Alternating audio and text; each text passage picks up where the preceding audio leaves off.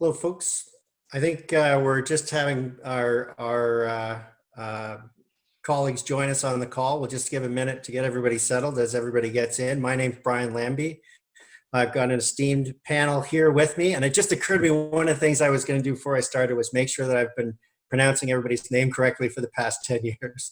So maybe I should have you all go around and introduce yourselves, but for convenience sake, we've got, let's say, we'll start with Ivana Millo from City of Mississauga. Carly Smith is here from the City of Mississauga as well. Then we have Rachael Wraith from Ajax, Mike Beitz from Stratford, and Jessica Linthorne from Saugeen Shores.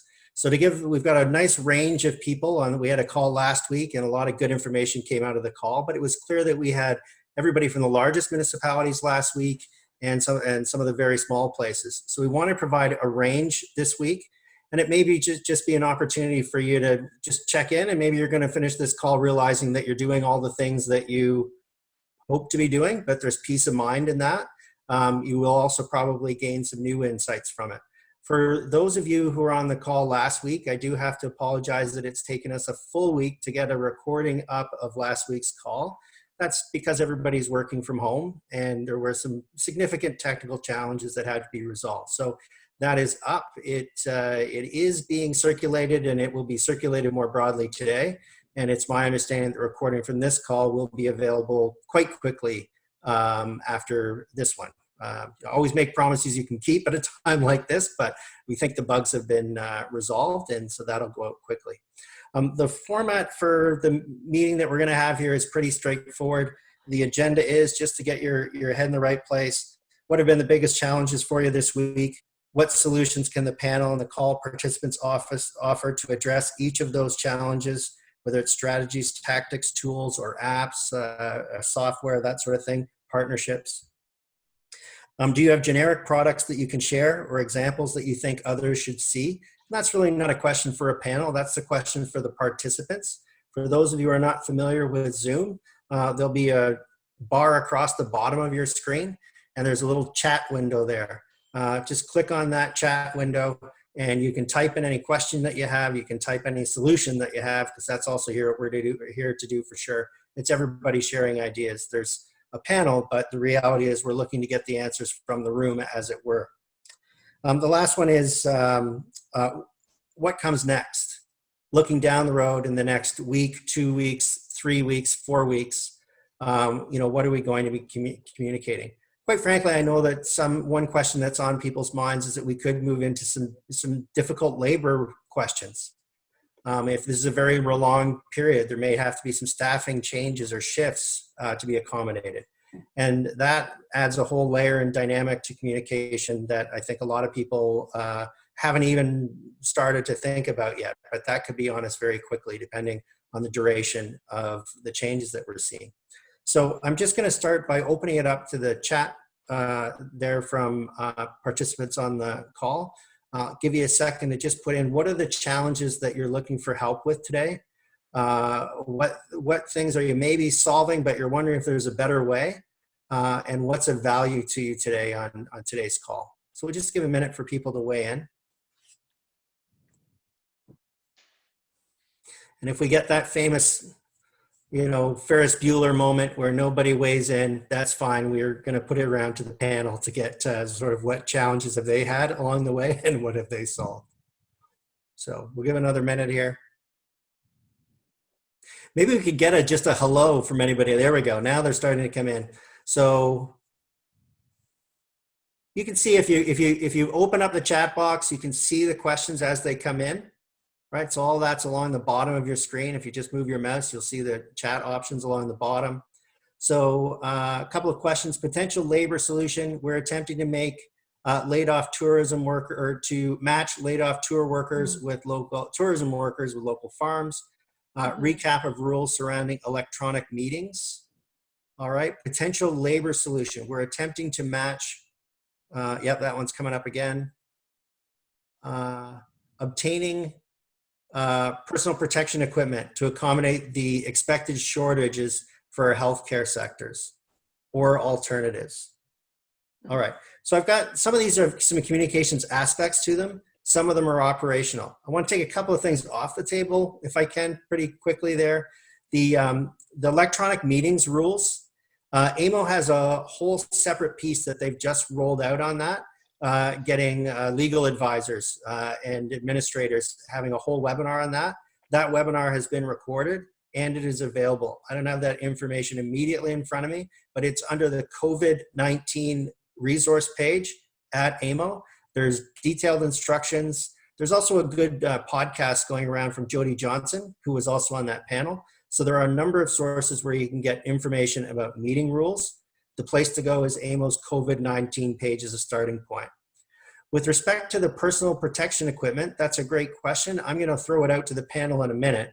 But one of the key things that I think is really important about that protective gear right now is making sure that governments are communicating that in a way that doesn't cause fear, panic, or concern in the community. So that messaging, I think, really needs to be positive. It is helpful to get this information out. It's helpful to make those donations. Here's how you make those donations. But messages sort of like, we're worried we're going to run out, are the kinds of messages that sow panic, quite frankly. The Premier had a wonderful moment this week where, and I think it was a sincere moment, where somebody donated a bunch of masks and he hopped in his truck and he went out and he got the masks and people took some pictures of that. You know, that is the kind of opportunity to take that tweet from the Premier that 1 million people have seen, or tweets about the Premier and say, we have this challenge locally. If there are people that have this equipment to donate locally, we welcome those donations, and here's where you provide them, and here's how you connect those dots. So making it easy for those things to happen. I'm wondering if the panel has any other experiences they've had around personal protective equipment.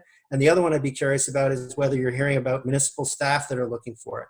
We certainly know that paramedics have been looking for it, but beyond that, whether there's other employees that are calling for it and that sort of thing. Anything from the panel? All right, it's not really a communications question. It's more an operational piece about where we can be helpful, but just some thoughts there. I'm going to go back to the chat line here and see what else we've got coming in here. Biggest challenge is getting information to our members in a timely manner, yet having that information change less than 24 hours. How do we keep our members updated? So again, I'm going to give the panel a chance to weigh in on this. I'm sure they will all have ideas on that one. Just a quick, while they gather their thoughts, my quick thoughts, don't try to create too much new information, right? This is a point where we're trying to share good information from reliable sources, and a really important job for communicators right now is to make sure that we're connecting the public with the best, fastest, reliable sources. So we don't have to recreate that. We just need to make sure that we're connecting them to the Ministry of Health, that we're connecting them to the province of Ontario, that we're connecting them to the federal government, and those sources will be updated in real time. The other thing I think that's helpful is to have a regular briefing time at the end of your day, like could be to just be a moment in your day when you just present the best information that you have for that day in a short and crisp manner. But again, less is probably more in that regard. If anybody needs a lot of detail, you can follow up in other ways, but you want to make sure that first layer is going out quickly. I'm going to open it up to the panel and other suggestions that they've got as well. I know Rachael put up her hands. Maybe we'll start there, Rachael. Great, thanks, Brian. So just in terms of social media, Ajax is a population of about 120,000, so we're about a mid-size. We have several social media accounts, Facebook, YouTube, Twitter, and Instagram. And one of the immediate first actions we took when we knew that we were moving towards this kind of COVID-19 situation was halting all social media content that was going out from various departments and different initiatives, and then dedicating our channels to COVID-19 information and updates. So at the onset, it was really about just retweeting and sharing information from our Durham Health, from the Ministry of Health, from other levels of government. development. And then once we kind of got into the groove in terms of our own messaging and what we needed to communicate to the public, whether it was closures, service levels, we began a process of doing daily scheduling via Sprout. So Sprout is a really great content management system where you can schedule posts because we're all really busy right now, and social media might not be kind of at the forefront in terms of those really important messages. So what we've implemented is putting out 4 messages every day on our social media accounts, 2 in the morning and 2 in the afternoon, and they're spaced out strategically so that we can share other information as it comes in that might be more current depending on what's happening at the provincial and federal level. We found this to work really well. Also, it's very easy to just kind of get sucked into social media and to spend kind of your day on there responding to people, getting into the back and forth. So another thing that we've implemented is doing a review of social media 3 times a day. And we've dedicated 1 staff member to going into all of our social media accounts, taking all of the questions and then sending them to the to communication staff to review and provide responses. And then that staff member is going in and doing the responses so that we're not leaving things hanging. We've always had a philosophy of really getting back to people in a timely manner, but this system is working really well. Like, people might not be hearing back from us within half an hour, it might be a few hours, but it's helping us to kind of manage that expectation and getting things back out. Social media is also really great in terms of getting a pulse on what's happening in the community. So we have several community groups that are quite robust and large. So it's really been able to help us kind of monitor what's happening in the community in terms of closures and challenges that we're having with playgrounds and our open spaces, and really getting that social distancing messaging out there. So I definitely think that if you can get into a groove, especially if you're a smaller municipality, you don't necessarily have the resources of, you know, committing to maybe it's 2 posts a day with an opportunity to share, but then also reviewing and providing responses, because the more opportunity you have to get your key messaging out there to correct misinformation, then you're providing that that opportunity to, you know, get the information of the day out. I totally recognize that everything is changing so quickly, so we really can't be coming up with social media kind of calendars right now, just because of the influx of what's coming in and how everything's changing. So to kind of best use our resources, we're just doing it on a day-to-day basis. And we're starting to actually fan out to other departments for some content that's kind of on the lighter side of things too now. So on the recreation side, on the community development side, on the social services side, so that we're giving other things to residents that are, you know, is important information that's outside of kind of the closures and the service levels. Okay, I'm going to see Sprout Social was mentioned there, and I'm sure it's not the only one that's being used. And in some cases, if somebody wants to switch gears and get on Sprout Social, that might be more than they can take on at the moment. I can tell you that I just use an iPad. I don't use Hootsuite or Sprout Social. My colleagues all do, and they pin my mittens to my sleeves, so that's fantastic. But we also manage an entire AMO conference, which is a massive amount of tweeting. Using just an iPad, I like it because you can very, very quickly move through different social media accounts in a nimble way. So I'm just wondering if other, Hootsuite's another one that a lot of people use. And there are another, if you look at Sprout Social and you think, I can't take that on right now, there are other versions or other tools like that that are going to allow you to schedule your tweets and manage multiple accounts. Any other suggestions there on managing multiple accounts very quickly? I'd be interested in Jessica and Mike, if you use Hootsuite or TweetDeck or something like that. Either. Yeah, so in Saugeen Shores, sorry, Mike. No, go ahead. In Saugeen Shores, we have a population of approximately 14,000, so certainly smaller than Rachael's community in Ajax. And we use Hootsuite, our communications staff. We have tried a couple different platforms, and Hootsuite seems to work for us. Just kind of going back to the original question, I did want to note we're absolutely utilizing our social media channels. We have strong following, but what we are really doing is driving all of the audience to saugeenshores.ca/COVID-19. And that's where you will find all of the timely information, all of the accurate information.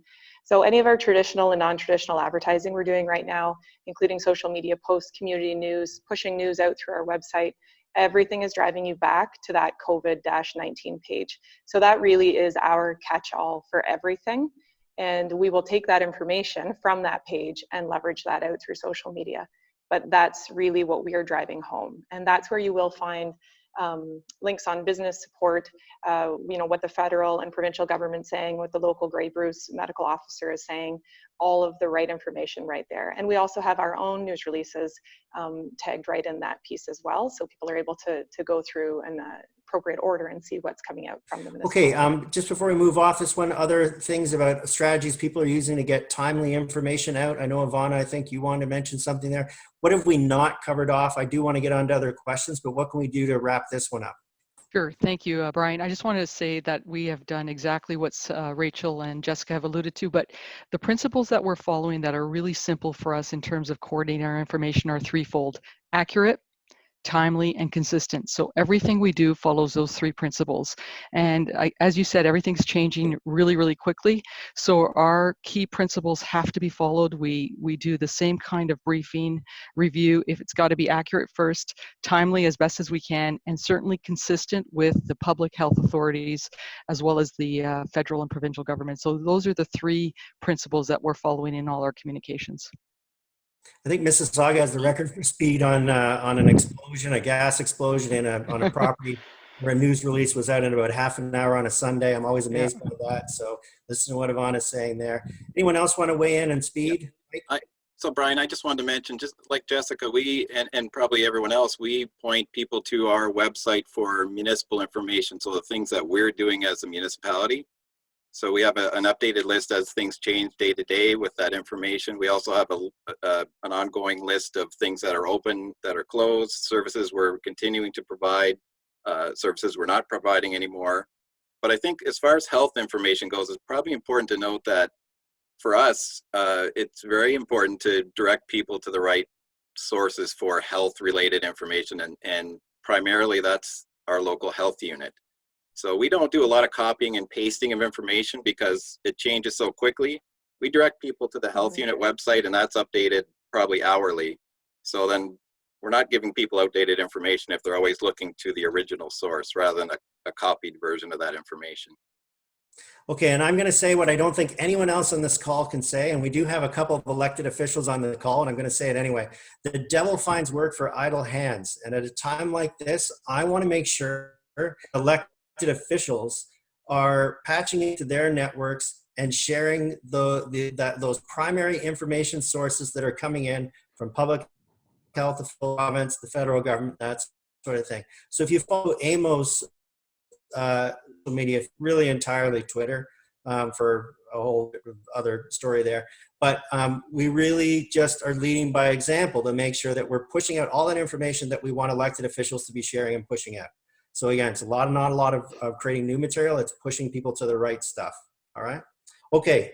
We got another interesting question from somebody saying that we're getting a lot of demand in our community to communicate on Facebook, and they're having trouble keeping up with those demands on Facebook.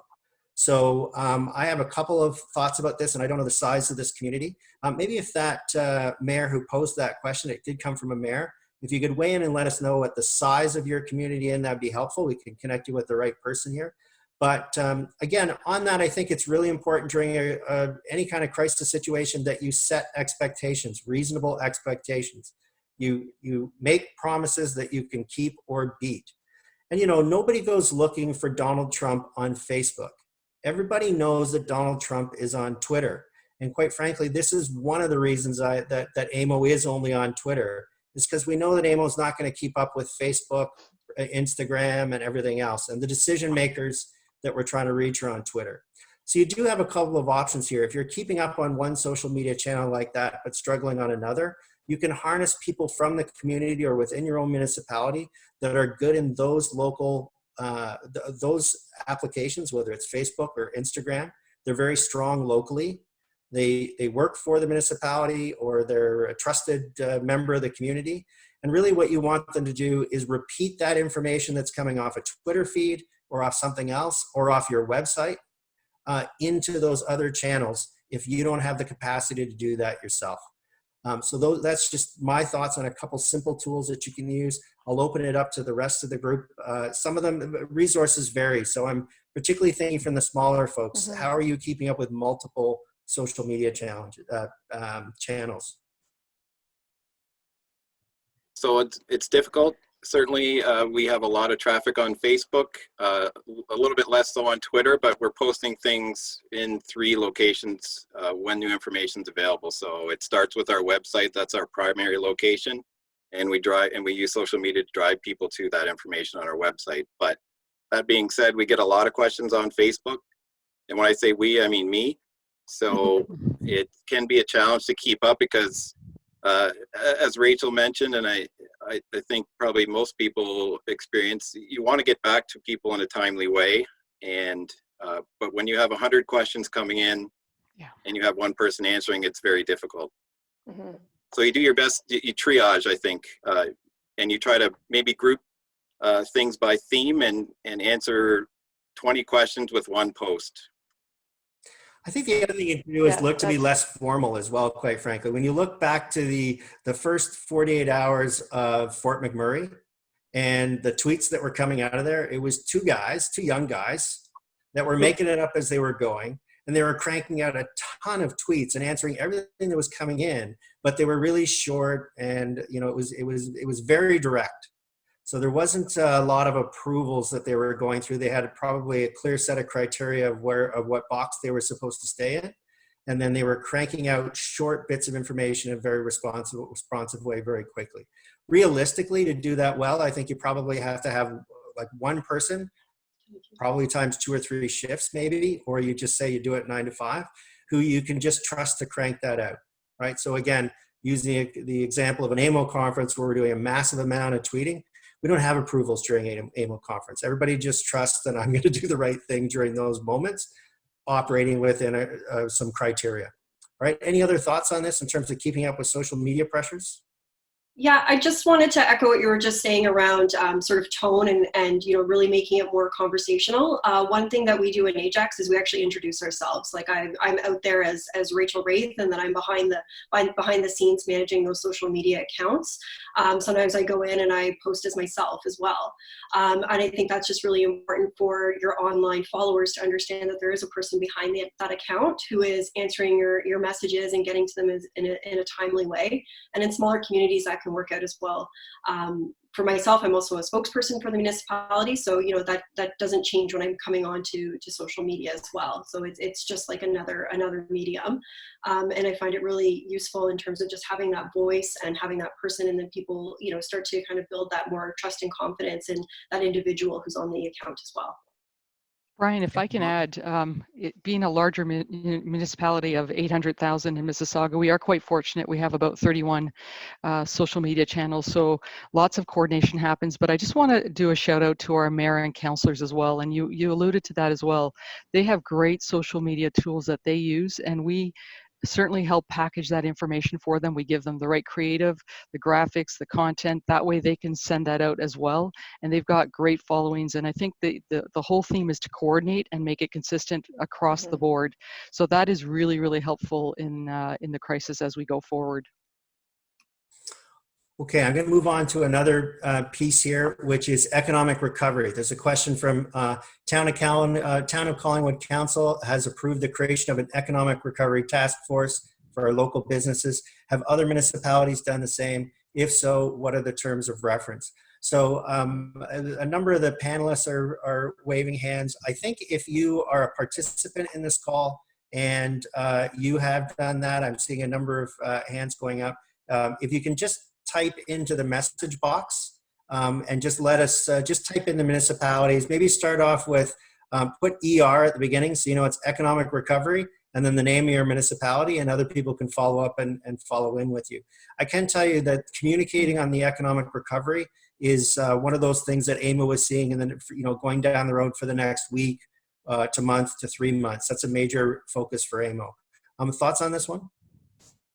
Ivana, did you have something? Yeah, in fact, our mayor started an economic development recovery panel, and so she has reached out. I think she's had her 2 meetings now with about 120 small and large businesses. So that was certainly the start of that. And we have actually, and I'm happy to share it, developed a portal with our economic development office with all kinds of resources available to small and large businesses. And it is dedicated. It is definitely a focus in Mississauga, and I'm happy to share that portal and the information with the folks on this call. That would be great. Thanks. I'd be really interested in that. So in Saugeen Shores, so my department our team is strategic initiatives. It's economic development, communications, municipal innovation, a whole bunch of other wonderful things. And so we, as a team, are economic development professionals and communicators. So this has been absolutely on our radar. We had a call this morning with a local group pulling together a localized task force with the mayor, advancing lots of that wonderful conversation. The County of Bruce, which is our upper tier, they have just formalized a task force. So I'd be happy to share some of the information that's happening over here, but absolutely it's on our radar. And we also know that there's associations, the Economic Development Association of Canada, the Economic Development Council of Ontario, they've begun pumping out some really good work. So if you have peers in your organization that are members of those economic development associations, wonderful resource to tap into. Okay, so sorry, Brian, I just wanted to add from a communication perspective, we're also, we have regular meetings with our economic development organizations in Stratford, including our group called Invest Stratford, which is our economic development major organization, but also our Chamber of Commerce, our tourism organization, and our BIA. We just meet regularly to talk about information sharing. So whenever anyone has some resources available that they can provide to local businesses as a support information, we share that out as a group. Okay, so we've received some other questions coming in about Facebook in terms of what do we do about Facebook content and negativity on Facebook, and is it possible to close comments on a Facebook thread? Mike's shaking his head a little bit there. It's certainly possible. We don't do it just because it sets a dangerous precedent if you're going to pick and choose what issues you want to allow people to comment on and what you don't. I would also say to this individual, I'm going to encourage you to also follow up with me directly afterwards. My email address is lambie@redbrick.ca. We have an entire webinar that we did for AMO that's an hour long on when Facebook attacks. And it's more than we can cover in this question, but everything you want to know is in there. So we'll see I don't know if there's a recording of that. If there is, we'll try to make that available. A couple of quick tips on it. I don't think you should turn it off. I think you do want to have some people who can weigh in a savvy way. Usually what happens is that first wave is anger and kind of awful. And we need somebody who's kind of like respected and decent to weigh in and say, folks, here's the best information we have at this point. Here you go. Ivana, I'm thinking to Councillor Jim Tovey, late Jim Tovey, who was perfect at this. Other things you can, Newmarket. If you look at Newmarket has a really nice little, at Kawartha Lakes has it too, a really nice little off-ramp. So in a discussion when it's getting a little gross, you can just say, if there's an operational challenge that you feel that we're not meeting, please get that information to this section of our website or email this person, and you get that complaint going with greater detail into a format that you can act on. You've demonstrated that you're listening, and you kind of cauterize that one and get it off the Facebook thread is what you're looking to do. Anyway, other thoughts on Facebook messes? I mean, again, we can't cover a whole hour worth of material. We got it. But other thoughts quickly on Facebook? I think the consensus we're getting from the panel is don't shut off comments unless it's abusive and toxic. Insulting staff, like you have a duty to protect staff. So at that point you would. Often in your about section on your website, you should have some terms of reference in your about section. And Ivana is shaking her head. Yes. I'm sure she's got a great example of that in the Facebook page of the City of Mississauga. Others like Guelph have it. And there is a responsibility of municipalities to kind of defend their employees as well. So if individual employees are getting attacked, we need to be careful about that. And the one last piece on this that I think if there are elected officials on the line, or if your city manager is seeing this, you need to take action on it, is elected officials that are calling out staff on Facebook and saying, well, hey, I'm going to just tag the medical officer of health and get her to weigh in on this. And you use her personal Facebook account. You can't have that kind of stuff. It causes all kinds of problems. So you need to make sure that that stuff's coming out in a more coordinated, official way. So Brian, just one last point, sorry. My experience has been that the Facebook community is fairly self-policing as well. When there's a lot of toxic comments, you'll get reasonable people jumping in to come to your defense even before you defend yourself. Mhm. Particularly if you tap some reasonable social media savvy people on the shoulder to do it. We've got a fishing question coming up, and I'm thrilled about that because I'm a fishaholic. I can also tell you that the Ontario Ministry of Natural Resources uses me. Like, I am the person who goes in and gets those angry guys in pickup trucks to calm down on Facebook. They feed me good information, and I make sure it's out there in a way, because I'm used to dealing with this stuff. So having some stakeholders that can help with that is really valuable and important. One of the other questions we got there was, should we shut down fishing? And I think that's probably a local matter. I can tell you, just as a fishaholic, it depends on where you are. If you're in Port Hope and the rivers are packed, yeah, you need to shut that down. If it's 1 or 2 people at the mouth of the Credit River where they're not catching much these days, we can probably let that go on. But I think if you've got a problem with social distancing, then you need to shut that down. We've got a content creation webinar coming up tomorrow, and there's a piece in it from the City of London where they've taken just a simple message to fishermen on a post that they've posted. They have a nice photograph of that with a guy fishing in the background, and now they're pushing that photo out on social media to get people to recognize that this is not a good time to go fishing. Right, so they've posted it on a post, which isn't going to work so well, but then they've taken photos of that to get it out to the community more broadly. People's wives will tell them to stop fishing. That's what we need to have happen. The other question that came in, which I think is a really important one, is if we've had a death in our community or a neighboring community, when does that announcement get made? Who makes that announcement? And what's our role in that? Now, my gut is just screaming that this is medical officer of health, not this panel who makes this decision. But by the same token, if the medical officer of health is being too slow and it's becoming a festering wound, then communications managers need to spot that and assist. So I'm going to throw it out to the group there. Some of you may have well-developed protocols already for this. What do we do in the announcement of a death in our immediate jurisdiction or a neighboring jurisdiction? So I can speak to Ajax's experience. We actually had the first case of COVID-19 in Durham region. So we were sort of first in terms of having to, work with public health as well as the hospital.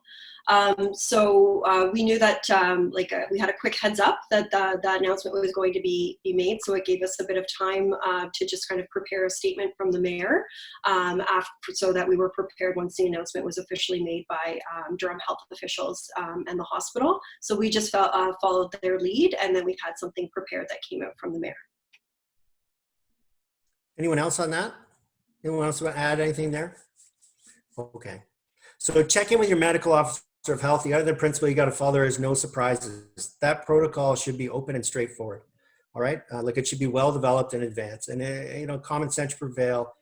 It's a medical moment, not a municipal communications moment.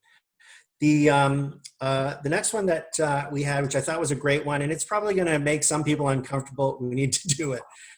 How big is your communications staffing right now? Oh, I'm going to give Ivana some help because okay. the City of Toronto has about 180 to 200 communicators by my estimate. And we're not that big for sure. Right? But it's a great question. So let me dive in. So we've actually tallied that we've had 28 people on our team touch this incident since the start.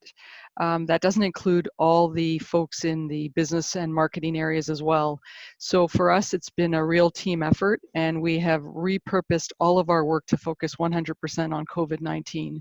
And that's important for us. We've got, as I said, many channels, many stakeholder groups. Really important that we're not doing this alone. And I think the organization has supported us in that. We've been very transparent about slowing down the rest of our work to really focus on this aspect of what we do. So I would say on a daily basis, there's probably anywhere from 10 to 20 people who are working on trying to coordinate and get our message out. And that includes 311, by the way. So I don't know if some of the smaller municipalities have 311, but that falls within my jurisdiction. So in fact, we are very much aligned to both 311, our digital and web, social media, and of course our media function as well. Okay, anyone else on that? Let's go to people who maybe have a staff of 28 in their entire municipality. There's going to be some of those people on the call. There's these people that have 12 employees total in their whole municipality. So how about I'm going to go to Mike and Jessica. How large are your teams? And I think we're looking at it, Mike, but you tell me. Yeah, they're all here in this window. So it's one, but I should say that communications really is, and everyone on the panel knows, communications is a real team effort. So, I'm the one that puts the information out, but it goes through a lot of other desks before it gets posted online or on Facebook. So our directors, our managers, our supervisors, certainly the CAO and the mayor all see those messages and approve them before they go out, and they all have input as well. So it's not just me, and I'm sure Jessica will say the same thing. That being said, I bet you're tired. Yeah, absolutely. Yes. Jessica? Yeah, we all are. You, so we do have a communication specialist who is working all the time, and big shout out to her. She's doing fantastic work. And so between herself, the economic development officer also brings lots of strength to the table from communications marketing. So we've got access to her, and then I'm supporting them in advancing lots of messaging in partnership with the CAO and the mayor. But we do have that one communication specialist, which I'm very grateful for. But absolutely, we are right now also relying on a couple of staff from our recreation department who are non-essential programming and things like that are not being offered right now. They have some marketing and some communication skills that we are very grateful that we've been able to leverage as well. So we find the help where we can, but at the end of the day, it is that one person pushing out most of this, and myself, CAO, and mayor with approvals. Okay.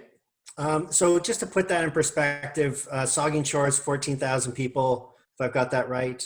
Stratford, 30,000 people. Mississauga, 800,000 people. Rachael, just really quickly, how big's your team, do you think? So for corporate communications, there's 4 of us, including myself, and we're really responsible in terms of the operational side and this dissemination of the information.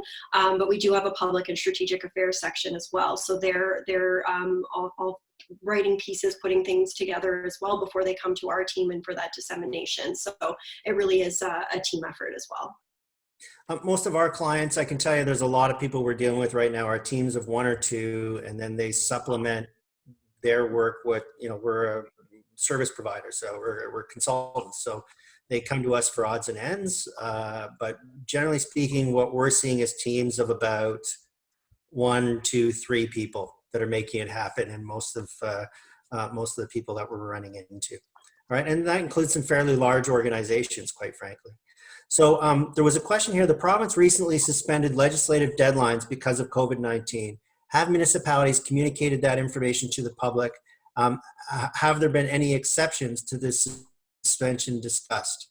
So I don't know if anybody on the panel has thoughts on this. I can tell you this is a classic kind of media call that we would get at the Association of Municipalities of Ontario, where a reporter wants to know, I saw this locally, what's happening around the province?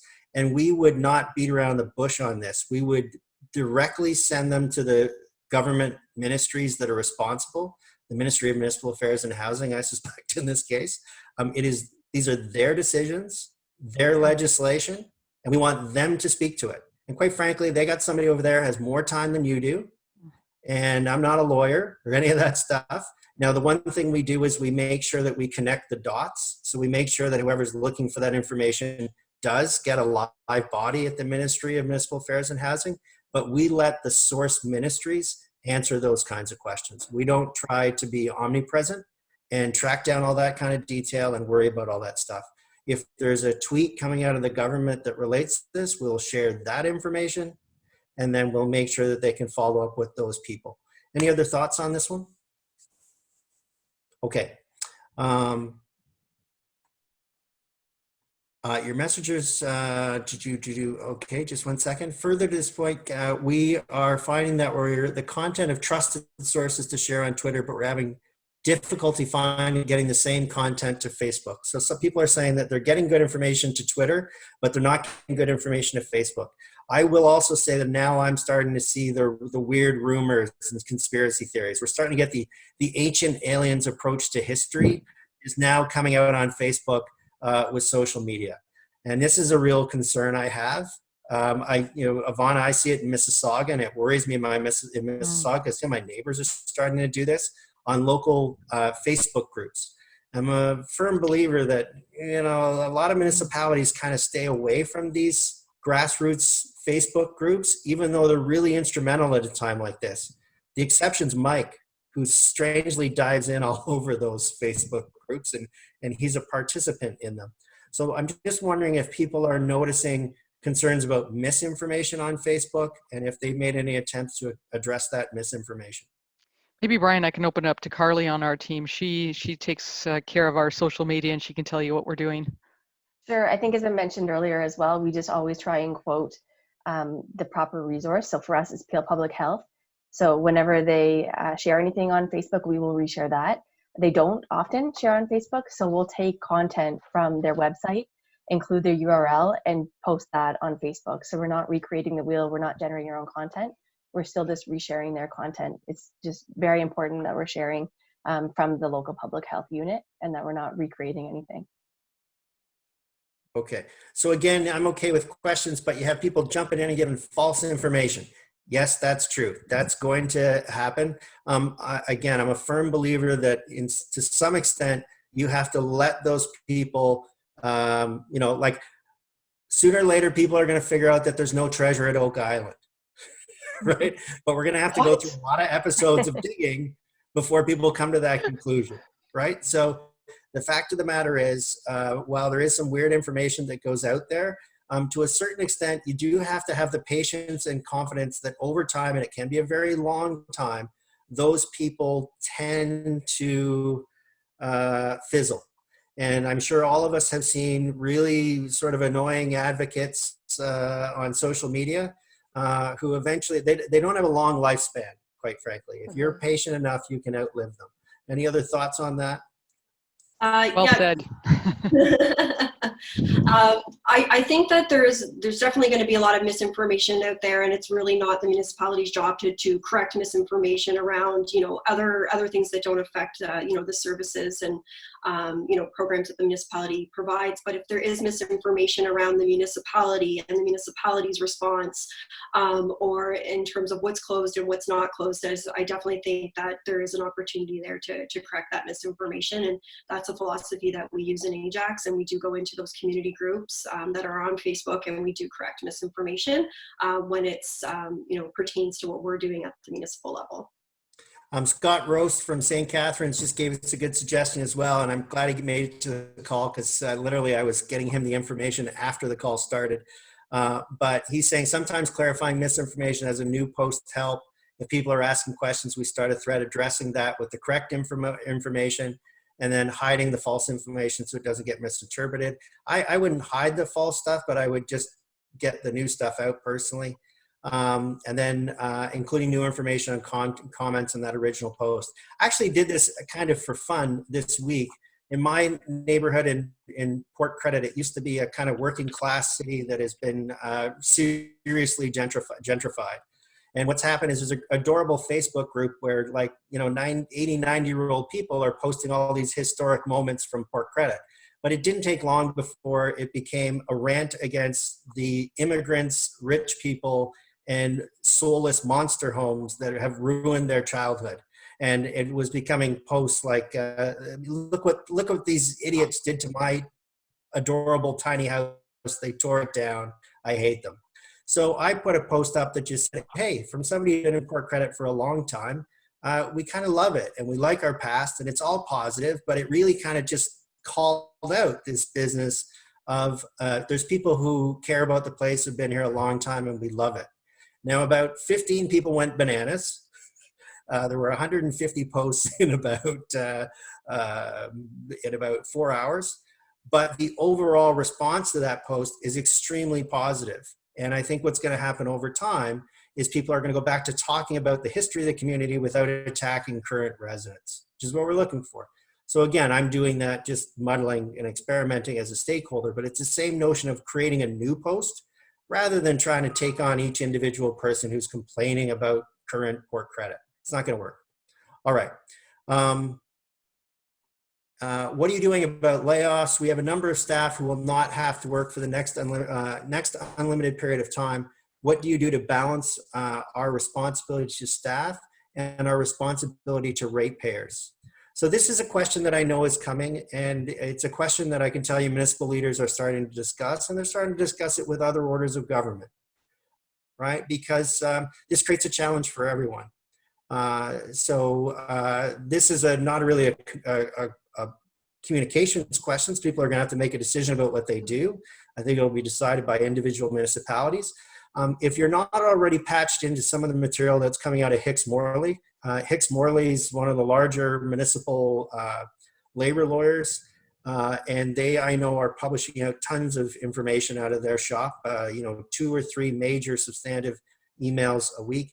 I would also suggest that you connect with whoever your labor lawyers are now and check in on their capacity to communicate. Some firms, some external legal sources or internal sources are better at these communication moments than others. So take stock of whether you have that capacity. If you don't have that capacity, reach out.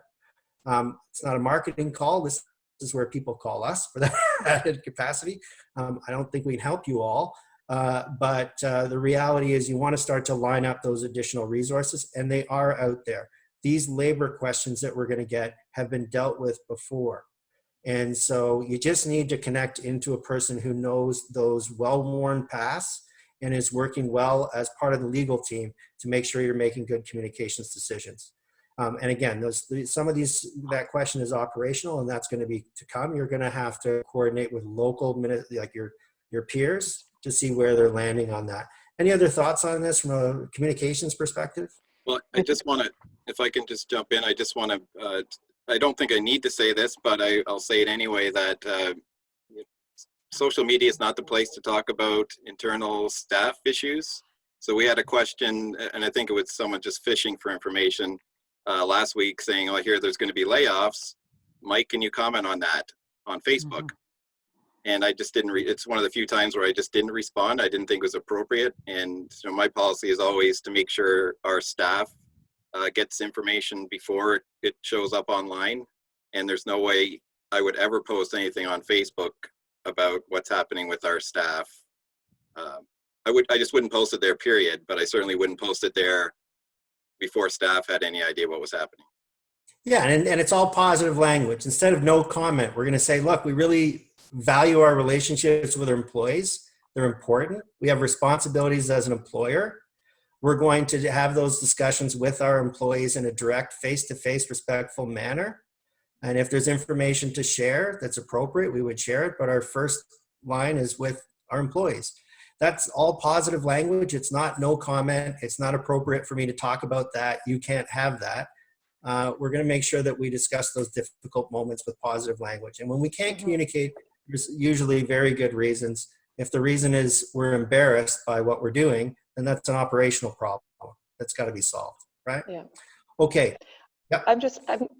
Can I just add for 1 second? Early on with COVID issue, our CAO really did make a commitment to staff that it would be internal communication would be as important as external, and he's kept that commitment. And with our help, we've drafted and supported the CAO with messaging for daily emails to all staff, which are then uploaded to the intranet. And we've been consistently doing that. The other thing that we've done is we have core values of trust, respect, and teamwork.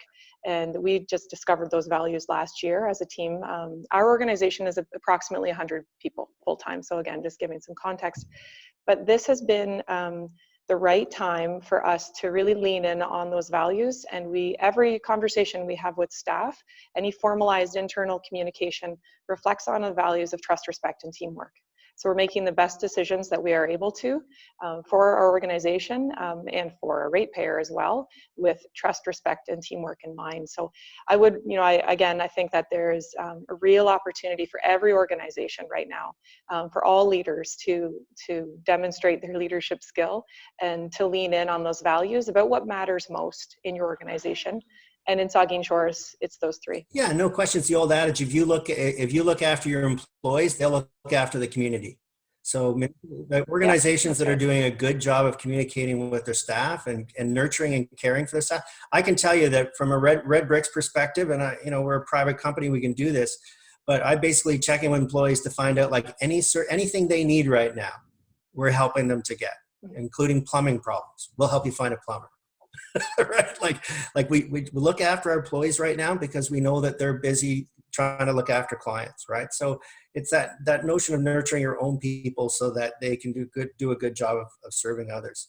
I'm going to switch gears and put Mississauga on the spot with your town hall meetings. And I'll Okay. just set it up if that makes sense.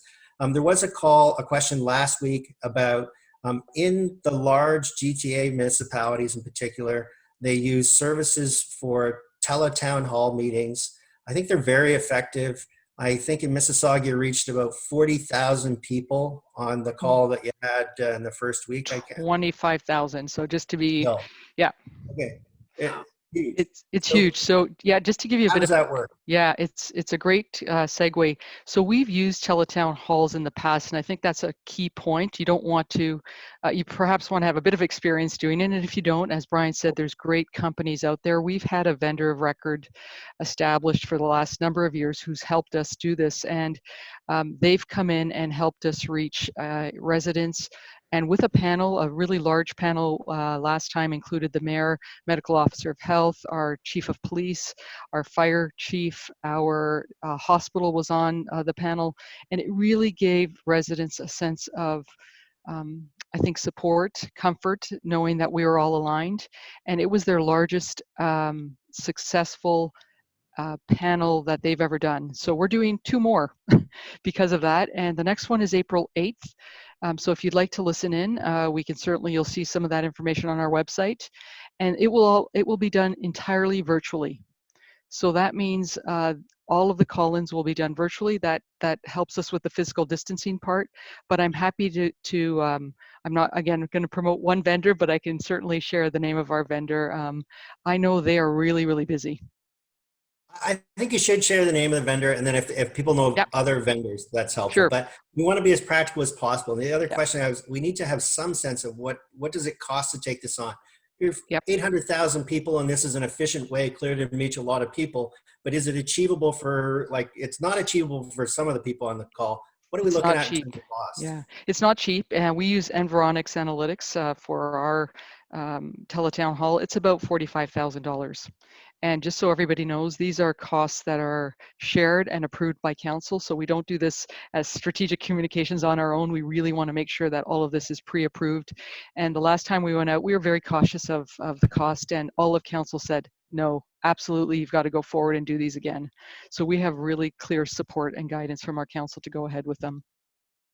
And the other reality is any initiative is achievable if enough municipalities get together and do it. So if you take something like the Eastern Ontario Wardens Caucus, maybe that's an option to blanket all of Eastern Ontario. Like, it's all scalable to the size that you are. Eastern Ontario is about 1 million, like the Eastern Ontario Wardens Caucus, that's about 114 municipalities that cover about 1 million people in an area the size of Nova Scotia. So maybe that's an option for them, right? It may not be an option for you, but you start talking to your neighborhood and seeing what is possible. All right. I will add, Brian, that we've also looked at internal calls. We have a lot of staff, right? Like anywhere from like 6,000 and above staff. And we've looked at doing internal calls as well in the same sort of a format as a teletown hall. And we're using tools like WebEx for that. So it doesn't have to be like a crazy expensive vendor. I think if you have tools for a teleconference, you can make it work. So WebEx is just a competitor to Zoom, the product we're using here. WebEx, the other one is Meetings to Go. I know some people are using. The cheap version of what Ivana is doing, the inexpensive version is Facebook Live. I'm curious if anyone else has done used Facebook Live that's on the panel. Yes, we have for some of our budget town halls. So again, we've used a number of tools. I think that's a great start, and certainly one really good option for many of the municipalities on the line. Yeah, I know I had one mayor who will remain unmentioned, but he sent me a photo. And he said, normally I hate Facebook, but look at this. And, he was giving a Facebook Live presentation, and it just got a massive response in the community. And tons of likes, and it was a good moment for him. Now, and that also is one of those things where if you're struggling to come up with content, that kind of live video content, just short little messages of, 20, 30, 40, 50-second messages pushed out very quickly, easy to produce on Facebook. I'm going to do a bit of marketing for AMO. Tomorrow we have a call on content, or we have a webinar on content creation that you can still sign up for. If this is new to you, like how to create social media content easily, basically we're going to go over like everything that you can do on a phone, short of hiring a designer. So it's all stuff that can be done. All right. Anyway, that registration information is on AMO's website under training. Can I just add, Brian, just because I think it's really important, we've had both our mayor and our CAO film their own videos on their phones or iPads. So you're absolutely right. That is the way to go, and it's worked well. Yeah. So we're covering the technology for that in the webinar, different approaches for that, from the very simple to the slightly sophisticated. I'm wondering if you use teleprompter apps for any of that, Ivana, or whether you just have them free flow it. We leave it up to them, and they're doing a pretty good job. Okay, again, so if all of this sounds like Greek to you, and some of you are non-communicators, been thrown in the role, there's a whole webinar that AMO's putting out.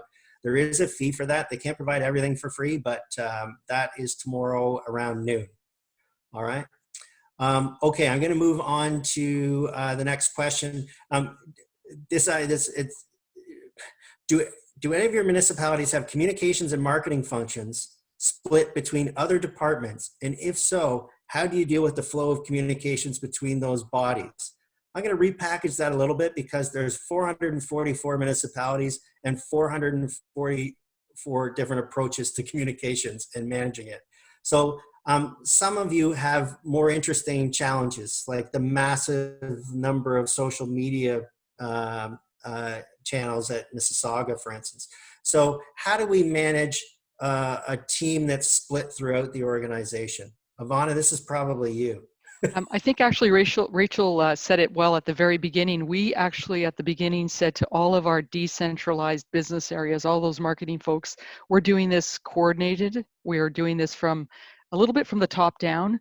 All of their messaging was put on hold, and we really redirected all of their messaging to support COVID-19. So I think you have to have great teamwork. You've got to collaborate with those marketers. In some cases, they're developing some of our messages. We've repurposed what they're doing. So it's a team effort, and it doesn't hurt to get some of the top up support from your leadership to really make that happen, because people want to continue doing what they're doing. There's work to be done, but in this kind of crisis situation, we really have to coordinate and make it consistent all the way through. So that's how we're doing it. We've got support from our leadership as well. Mm-hmm. Okay, we got another question. Anyone else on that, on coordinating? Rachel, maybe you've got a number of players over there you got to deal with. Anything new to add on that one, or does that cover it? No, pretty much covers it. Okay, I'm going to move over to a next question, which is around garbage.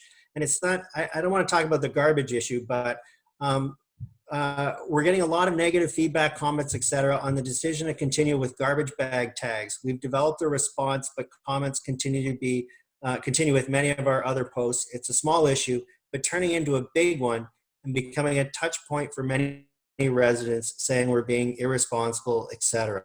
So this really boils down, I don't know the solution on the garbage, I only know the solution from an issues management standpoint. And you really have a limited number of options. Let's just face it, there's no mystery here. You can put on a bike helmet and ride this out. You can make a change and say we're sorry or we're doing something differently. You can change the channel and ramp up your communications around COVID and try to shift that conversation to make sure that that's carrying the day. An example of that, quite frankly, is the Ontario government never spoke about gas plants, but they spoke about a million other things. So that's changing the channel somewhat. You really only have those three options or a combination of those three options. So I think you need to make a decision about how you're going to manage this one and make that decision and stick to it. And if the decision is to just ignore it and steam ahead, then you have to actually kind of do that. The challenge is that you allow these small sideline things to become a distraction, which, when we've got people running around hoarding toilet paper, the messages aren't getting out, right? The distraction is becoming the story. So we want to make sure that the distraction is not the story. I would figure out a way, an operational decision, a policy decision to resolve that and turn the page on that as quickly as you can. Any other thoughts on these sort of like side issues and distractions that can overwhelm you? Yeah, garbage bag tags is a distraction for us right now. Lots of social media questions coming in. That's, I think, probably our number one inquiry is, why do I have to keep tagging my garbage when other communities don't? And so we have developed key messaging on our team and shared that, you know, whoever is responding, that the message is essentially the service has not been modified to date. And you know, the backstory on that is that it might change. I don't know yet. But I have, you know, said to leadership as well, hey, we need to make a decision. Are we going to modify this or are we not? Because we need to be very clear. The service has not modified, period. Maybe we don't add the to date. The other thing that we have reminded people when they do inquire is that you can buy garbage bag tags where you're buying your essential goods. So when you buy your groceries, you can get garbage bag tags there. You know, I'm not saying that's the best approach. It's a difficult one. It's a distraction for us. And we'll see how that goes. But I do appreciate this conversation because this is certainly on our radar. It's on our radar as well in Stratford. We are facing the same challenges. I think that we're inadvertently putting out mixed messages because on the one hand, we're reminding people to follow health guidelines to stay home if you can. But on the other hand, we're saying still put a tag on your garbage and you need to go to the grocery store to buy those tags. So it's a bit of a challenge to walk that fine line.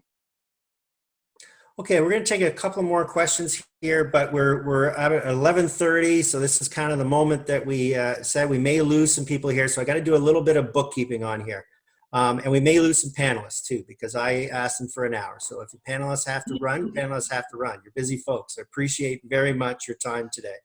So first things first, we need photographs of services. If you have pictures of your services in action, one of the questions we have is how do you maintain morale? AMO really wants to send out some thank yous to service areas, and we don't want to use stock footage or foolish pictures. We want actual photos of actual services. So if you have those, could you email some to the COVID-19 page? A number of municipalities have been providing infographics that they're excited about. They're removing the logo. Mississauga just sent us a bunch.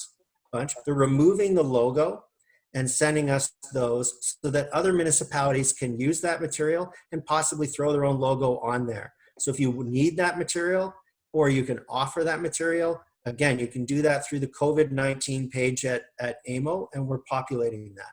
I've mentioned that there's a webinar tomorrow. That webinar you can register through the AMO training section of their website, and that's all around content creation. And if you're struggling with things like Facebook attacking and all these other things and issues management, there are past webinars which may be recorded and we may be able to dig up for you and get to you, right, to help people out at this strange time. There was one other thing that I know my colleagues wanted me to mention, and I'm going to forget what it is.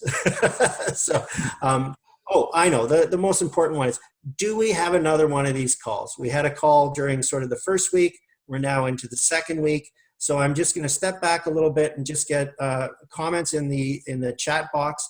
Is there value in having another one of these calls in a week or two? I'm going to ask when it should be in a minute. But just first of all, do people want another call like this?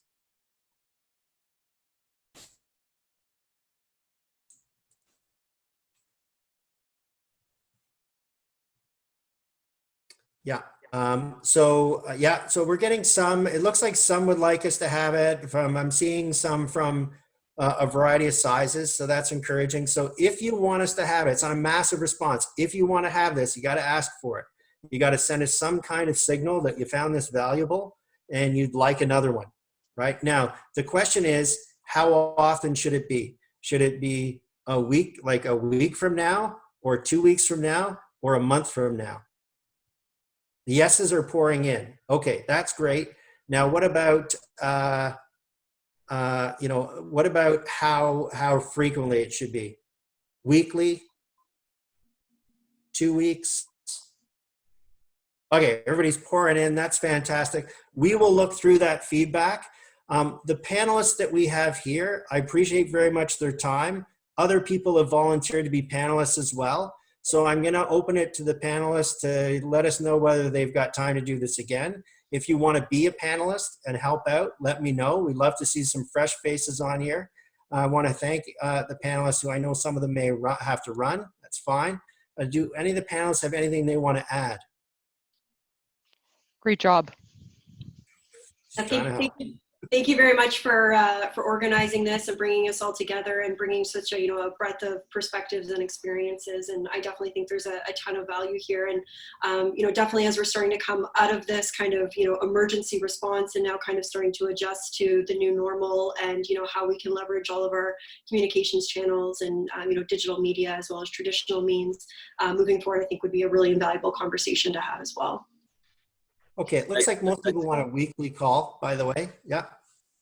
Mike, Brian, I just wanted to say, for those of us who work in smaller municipalities where there's only a single communications person, I think these sort of calls are great because it lets me know that there are other people out there that are doing what I'm doing, because it can be sort of lonely when you're by yourself. Mm-hmm. And so it's sort of nice to share with colleagues around the province. All right, now we got a question, will these be recorded? And yes, they are recorded and they can be shared. All right, so that will be coming out. Last week's call is now going up and this call should go up pretty promptly. Any last comments from the panel before we wrap it up? No, thanks very much. No, thank you. And thank you to all the participants. I want to thank AMO. They let us get away with a lot when we proposed this. They said, sure, whatever you need, just do it. And it's been fantastic. It's been helpful. And I got to say that, we really enjoy working with AMO. We appreciate the opportunity to work with them. But at a time like this, the level of cooperation we're seeing from where I am between the provincial government, municipal government, and between municipal governments, it's exactly what we need right now. People are going to get frayed and stressed and angry and maybe want to lash out at somebody. Don't do that. There's a lot of really wonderful things that are happening right now. So let's all just try to stay positive and keep that moving. All right. Thanks, folks. Appreciate it.